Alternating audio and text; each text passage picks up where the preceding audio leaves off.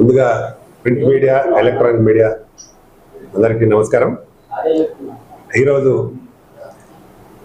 సర్దార్ సర్వాయి పాపన్న గత 360 సంవత్సరాల క్రితం ఇక్కడ ఒక కింగ్గా వెలుగొందిన వారి సబ్జెక్ట్ని వెంకటేష్ గారు ప్రొడ్యూసర్గా అలాగే డైరెక్టర్గా నిర్మించడం జరిగింది.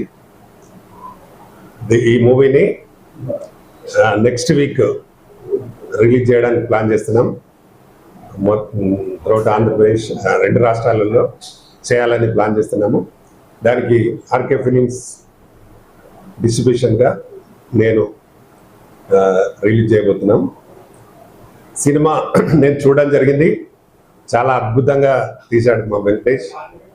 నేను కూడా గతంలో Sardar Papanna movie super star Krishna, Suman, Jain వాళ్ళని పెట్టి నేను డైరెక్షన్ చేయడం జరిగింది మూవీ. అప్పుడు కూడా చాలా బాగా ఆడింది. అది ఇప్పటికీ రెగ్యులర్గా వస్తూ ఉంటుంది. ఎవ్రీ ఇయర్ 18th ఆగస్ట్ అని బర్త్డే రోజు. దీని ఏఐలో మా వెంకటేష్ బాగా కష్టపడి దాదాపు ఒక 1.5 year నుండి కష్టపడి సినిమా కంప్లీట్ చేసి ఇప్పుడు సెన్సార్ కూడా కంప్లీట్ అయింది. యూఏ సర్టిఫికేట్ కూడా రావడం జరిగింది. కాబట్టి నెక్స్ట్ వీక్ చాలా భారీ ఎత్తున రిలీజ్ చేయడానికి ప్లాన్ చేస్తున్నాం. ఎక్కడ కూడా ఆయన పోరాట పటిమను ఎక్కడ కూడా తగ్గించకుండా ఆయన ఎన్ని కోటలైతే గెలిచాడు, ఎంతమందితో పోరాడాడు, ఎంతమందిని అతను జమకట్టి ఉద్యమం స్టార్ట్ చేశాడు, అదంతా అందరికీ కళ్ళకు కట్టే విధంగా కథను తీసుకొని దాన్ని బాగా చేయడం జరిగింది. ఎందుకంటే గతంలోనే అన్ని కులాల వారిని అందరినీ ఏకం చేసి ఈ అప్పుడున్న మన గోల్కొండ రాజ్యాన్ని వెళ్తున్న వారిపైన దండయాత్రలు చేసి, అలాగే భువనగిరి కోట, కిలాసపురం కోట, ఇలా అన్ని కోటలన్నీ ఆయన స్వాధీనం చేసుకొని ప్రజలకు పన్ను భారాన్ని తగ్గించే గొప్ప మహావీరుడి కథ అది. చాలామందికి తెలుసు. పాపన్న అంటేనే బీదలకు సపోర్ట్గా పనిచేసే వ్యక్తి. కాబట్టి దీన్ని మలిచిన విధానం, తీసిన విధానం చాలా బాగా తీశాడు వెంకటేష్. తప్పకుండా ఇది మంచి మూవీ అవుతుందని నేను అనుకుంటున్నాను. ఎందుకంటే చాలామందికి చూడాలని ఒక క్రేజ్ కూడా ఉంది. గతం నేను తీసినప్పుడు దాదాపు అది 2002 కాబట్టి అప్పటికి పాపన్న గురించి చాలా మంది తెలియదు. ఇప్పుడు ఎవ్రీ విలేజ్లో ఒక పాపన్న విగ్రహం ఉంటుంది. ప్రతి విలేజ్లో పెట్టారు కూడా చాలామంది. నేను కూడా చాలా విగ్రహాలు కూడా నేను పెట్టించడం కూడా జరిగింది. చాలామంది పెట్టిస్తూ ఉన్నారు. ఈరోజు ట్యాంక్ బండ్ మీద కూడా విగ్రహాన్ని పెట్టడానికి ప్లాన్ చేస్తున్నారు. అంటే దాదాపుగా పాపన్న అంటే ప్రజల్లో ఒక మంచి పోరాట యోధుడు అనే ఒక మంచి పేరుంది ఆయనకు. ఆయన కథను తీసుకొని చేయడం అనేది నిజంగా అందరికీ, ఎందుకంటే సామాన్య ప్రజలకు సపోర్ట్గా ఉండే క్యారెక్టర్ అది. కాబట్టి అందరికీ నచ్చుతుంది.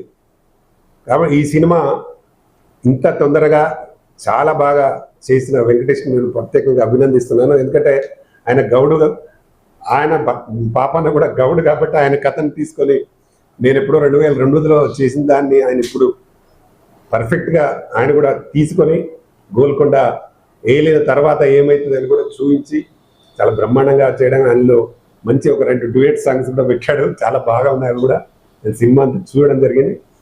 అద్భుతంగా నచ్చుతుంది. చాలామంది ఈ సినిమా తర్వాత వెంకటేష్ని బాగా అభినందిస్తారు. ఇట్లాంటి సినిమాలు నాకు కూడా కావాలని అడుగుతారు ఆయన, ఎందుకంటే డైరెక్షన్ చేస్తున్నాడు. కాబట్టి ఈ సినిమాను ప్రేక్షకులందరూ బాగా ఆదరించి దీన్ని మంచి విజయాన్ని చేకూర్చాలని నేను మనస్ఫూర్తిగా కోరుకుంటున్నా. ఇలా తెలంగాణ, ఆంధ్ర అని డిఫరెన్స్ ఏముండదు. అందరూ చూడొచ్చు. ఆంధ్ర వాళ్ళు చూడొచ్చు, తెలంగాణ. అసలు కొందరైతే చెప్తారు విజయవాడ కూడా వెళ్ళి చేసినాడని, మా కథలో ఉంది అది. కాబట్టి ఆంధ్ర, తెలంగాణ ఎవరైనా చూడొచ్చు ఈ సినిమాను.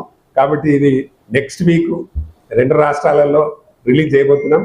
దీన్ని ప్రేక్షకులందరూ బాగా ఆదరించాలని మనస్ఫూర్తిగా కోరుకుంటున్నా. ఇంకా కొత్తగా వచ్చిన వెంకటేష్ని ఈ సినిమా హిట్ అయితే ఆయన ఇంకా మంచి 10 సినిమాలు తీయడానికి కథలు రెడీగా పెట్టుకున్నాడు. ఆయన మంచి రైటరు.